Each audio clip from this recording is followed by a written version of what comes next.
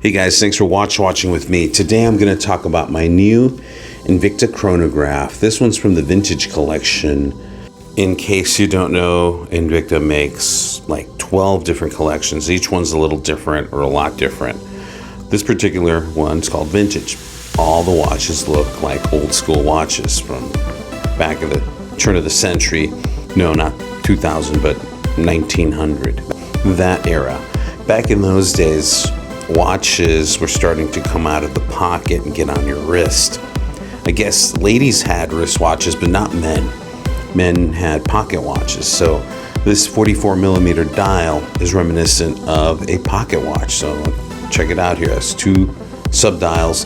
One is the seconds dial, which is at the 6 o'clock. The reason for a running seconds hand to be on a sub dial was because they didn't have the technology to put the running seconds hand on the pinion itself, so they had it on a sub dial, sometimes at 6 o'clock, and I've seen them also at 9 o'clock. On this one, it is at 6 o'clock. It keeps the symmetry of the watch, and over at the 12 o'clock you have the 60-minute timer for the chronograph itself. The chronograph uses a sweeping seconds hand. It's as if it was a mechanical chronograph. And then of course, but you know it's not. This is a quartz movement. Now, some people might wonder, I knew I did, why are most chronographs quartz? The reason is because it's a lot less expensive. If you want to get yourself a nice NE88 or whatever the latest version of that movement is from Seiko, you're gonna spend $1,000 on a mechanical chronograph, meaning no battery is needed. You just wind it up and it'll have power for telling the time and then doing some chronographing if you're going to be timing stuff. So pretty neat movement.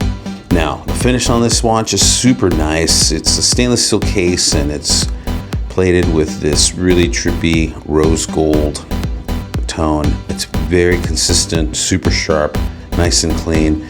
Comes on this really cool Jubilee bracelet.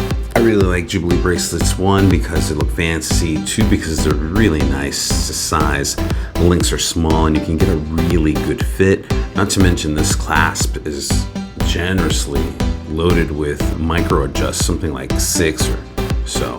You will definitely get a good fit. And if you really know how to size a watch, you really won't need the micro adjust, but that's another story. Check it out. Here is my watch on my 7.5-inch wrist. It's 44 millimeters wide. I think it fits really well. The lugs do cover around my wrist really well, so it has a really nice fit. Check out the back. The case back is a screw-on case back. Yes, you only get about 50 meters of water resistance, but for this type of watch, it's probably not going to be something you're going to go diving with. If you wash your hands or whatever, it's going to be fine for that. Just don't push the pushers while you're getting wet. So in closing, if you're looking for a sub $100 watch and a chronograph configuration with an antique look, and you can get this in several finishes, stainless, gold, and rose gold like you see here, check out the INVICTA Vintage Model 40852 at the INVICTA store or wherever you like to get your INVICTAs.